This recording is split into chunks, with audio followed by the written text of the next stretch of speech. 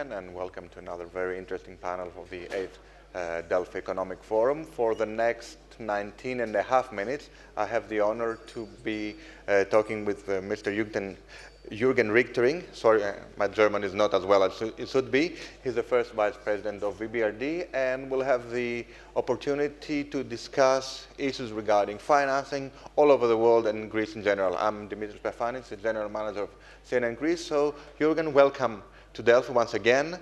And let me start right off the bat with a mini tour around the world regarding EBRD's activities. And our first stop will be Ukraine. So you have agreed to commit up to 3 billion euros over 2022 and 2023 to help Ukraine's businesses and economy keep functioning. So I would like to ask you, given the circumstances and given the environment, how viable is that commitment, and what measures have you undertaken to live up to it? It's 3 billion euros, it's a lot of money. It's a lot of money indeed, and good morning. Before I answer your question on Ukraine, let me say a few words on Greece, because this is what we're here all about.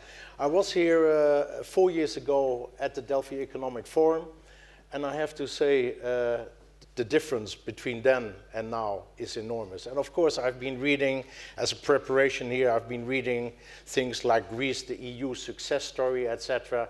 And you think, yeah, right, these are journalists, never believe these people. But it's truly impressive to see what's really going on. And I also see that with every single client meeting. Let's face it, this is just a facade. The real thing is about meeting clients, meeting as many clients as possible.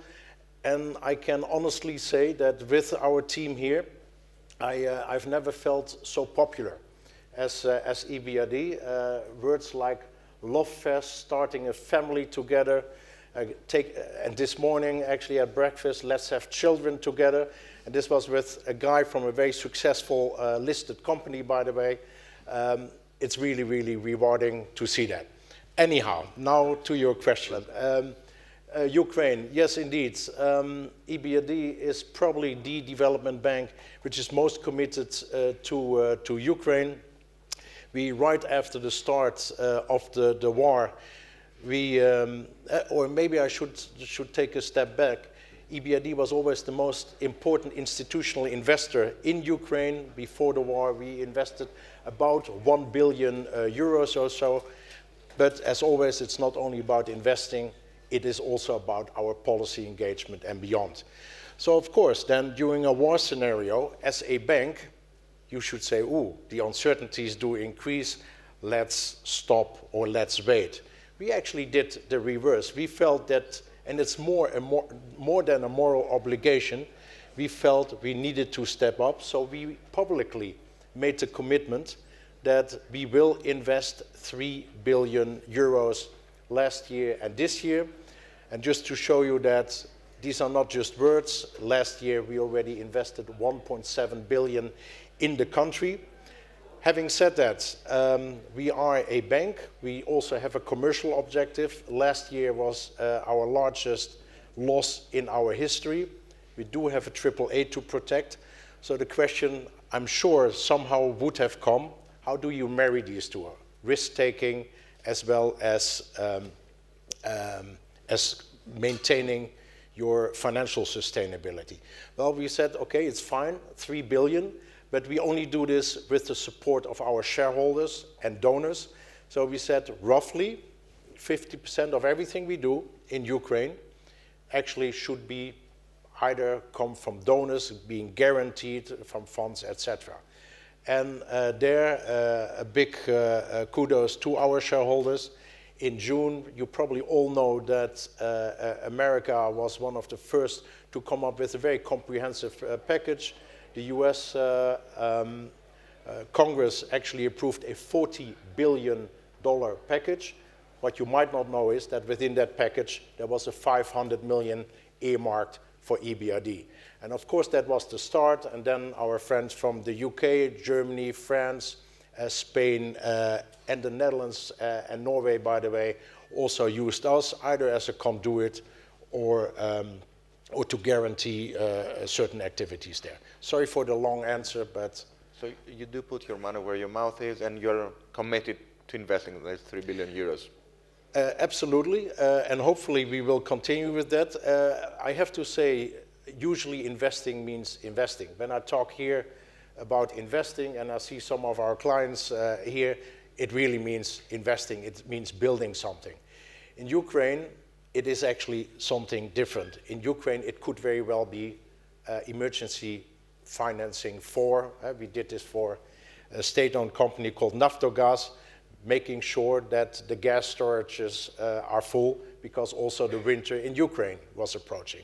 It is working with a transmission company called Jurgen there, not to rebuild something, to make sure that whatever was destroyed by Russia actually is being rebuilt. So investing does not necessarily really truly mean investing in Ukraine, but it really means helping the country. What about Turkey then? It's not the same scenario, it's not the same case, definitely, but after the recent earthquake, you significantly increased investments in Turkey. What are your goals and how is the plan coming into place? Turkey, for the last 5 years, was historically our largest country of operation. Every year we did invest in the right way about 1.5 to 2 billion in the country. So there, the terrible tragedy of the earthquake happened, and also there we felt, well, if anything, this is the time to show that we want to help the country.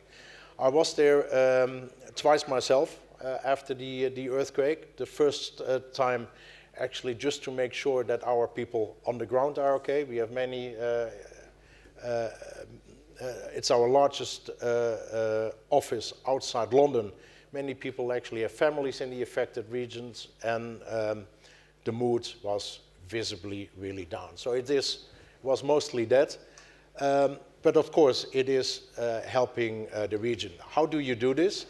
You know, we are not a bank which has branches all over the region, but you want to help, for example, SMEs. So how do you do this? By the way, not only there, but also beyond, also in a country, for example, like Greece. We have, I would say, 4 specific partner banks there, and we said, okay, here you have money at decent pricing, and you can only use this in the affected regions. But we also, for the last few years, for example, we invested in PPPs. Usually that's not a very exciting word, but when I say these are PPPs in hospitals, you can see that many of our hospitals actually have been running. For example, in an affected city called Gaziantep, our hospital still standing, undamaged. So you see that also with EBRD's kind of quality requirements. Yes, they might be onerous sometimes, but longer term, we helped the country in many ways. What about Greece then? We've been running around circles regarding Greece, but I have to ask you. In February, you lowered your growth projections for Greece, both for 2023 and 2024. And then we had an upgrade for Greece's outlook. Things seem to be looking better. So what drove you to this decision? And is there room for improvement given what's happening in the country? I think it's in many ways, it's quite worrisome if a journalist asks you, why did you downgrade? No, usually you're very critical about, but here you're critical about, you believe your own economy is better than we believe. And you're probably right. It's not us, though. It's the rating agencies. But you're probably right. You know, when we look at our growth projections, when did we do this? This is in September last year. It is always, you look at the data at that point in time. Every projection from, I don't know how many of you here are working for a bank or are chief economists, no matter if you're smart at IMF or at Goldman or whatever, every projection, including these of EBRD, you always see 6 months later they will be revised. No? And if they would be good, then there's no need for revision. So you will very likely see that our revision is up in the upcoming weeks. You might see, and of course I'm not a chief economist and I cannot tell you, I'm not allowed to tell you, but it could very well be that you also will see a revision again from our side, and that will be the I see a hint of news there. So let's get back. But by the way, just on that, the reason why we actually also looked or downgraded our forecast from Greece. Remember, in September last year, when you look at the Eurozone, I mean, the mood was much worse. The growth forecast in many countries were actually much worse. And of course, it would have affected Greece as well. Then we have now the banking crisis, we have the war in Ukraine. So yes, we are a conservative bank, and that probably also was visible in our forecast. So let me take a step back and discuss sustainability. It's a buzzword of today and probably of tomorrow. So for you as well, sustainable transition is at the top of your agenda. So I'd like to ask you, what are the objectives of those projects? And what type of aid do you provide for a sustainable project? And what is, by the way, a sustainable project? A lot of questions. Look, yeah, a lot of questions. Look, sustainability means many things for many people. And I think we are here in the real estate column. So for real estate, this means something very different than for a company this morning, which is dealing in energy, in petroleum, etc. But they all have one thing in common, and it doesn't come from EBRD, it actually comes from the client. The client, they have the vision to try to marry, again this word, financial sustainability, but also with having a vision to make the planet a better planet and a greener planet. And we share that vision at EBRD already many years ago. We actually made the commitment that by 2025, whatever we do, at least 50% of what we do should have a green finance component. We already exceeded this 50% now a few times. And it's not, so you see that the strategy of our clients and our strategy is actually more and more intertwined. So I want to stay on that and focus on sustainability and definition of sustainability. What does EBRD classify as a sustainable project? At our prep talk, we had a very interesting discussion on whether road building can be sustainable. And we came to the conclusion that it can be. So how do you define sustainability these days? It's a complex matter, and I will not bore you, but certainly not the audience, of going into our green methodology, because it is quite complex. And it could indeed mean, and this is our pre-discussion, that a road financed by EBRD will have a small green financing percentage. A road will never be 100% green, by the way, but it can be 10, 20% or so. And why? Because as part of the road, maybe you get less traffic queuing, or maybe we will be able to make sure that as part of the road project there will be less erosion, or you know all the reasons.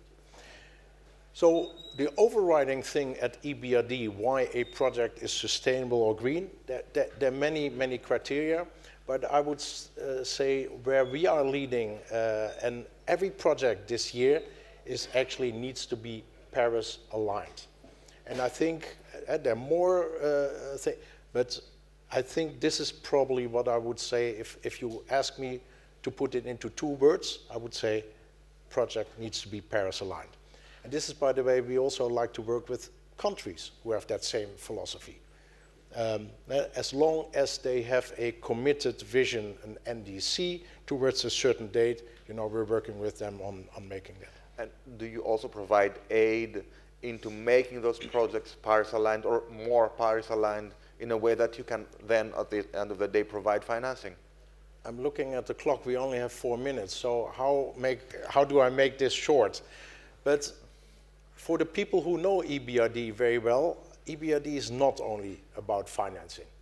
EBRD is actually much more about more than financing, because if you want cheap financing, go to, I don't know, maybe it's not cheap, go to your banks, go to your outside. EBRD actually also helps your government in terms of policy engagement, Yesterday we signed a very important project, 110 million for a company that produces cables also towards offshore wind project. Well, you might say, well, that's absolutely brilliant. Yes, it is. But what if I tell you that the regulatory platform for offshore wind actually is there also because of our advice towards the government. And that is just a small example of how we actually advise and the government, but also individual companies. And let's face it, we have many clients here, and it's amazing that within 6 or 7 years, you see how strong the partnerships are. Most of these clients, they actually tell us, well, you're not the easiest to work with. And we take it as a compliment. And why are we not the easiest? Because our requirements are very high. But once a client meets these requirements, then the outside world, whoever that is, other investors or so, they know, hey, these guys, they meet these very tough EBRD requirements in terms of environmental, in terms of social, in terms of governance. By the way, yes, they're credit worthy as well. And there is a client sitting here in front. Thank you for joining us. I usually don't name clients, but Demand, which actually told us a few days ago that they had a successful listing. Usually when you go apply for a listing, then a company might be ready 20 or 30%. And Demand told us that actually because of EBRD, it wasn't always easy, we were 80% ready. So yes, maybe it took a little bit longer at the beginning, but it is also an investment in the future. So it is more like a seal of approval to be financed by EBRD. It's not just about the money. It is a quality stamp. It is a stamp of approval for the outside world indeed. And how, if your role changed in the current financial environment? I mean, it's one thing to be financing at nominal or zero interest rates. It's another thing to be financing at today's interest rates. How do you cope with that? And how does EBRD is part of this ecosystem, of ever-changing ecosystem? This is a curveball, which we didn't know that it would be asked, but we had a pre-discussion on the interest rate environment. And actually, as I told him, I think why this question is a wrong question, because it implies that the current interest rate is an anomaly. And actually, I told him that for the last 5 or 10 years, actually since the financial crisis, to have zero interest rates or negative interest rates, I think that is the anomaly. So actually, I think we're going towards a more normal situation again. Also, once again, thank you for taking the curveball and answering the curveball, and looking forward to having this discussion once again with more investments and more projects financed by BRD. Looking forward to it. Thank you very much.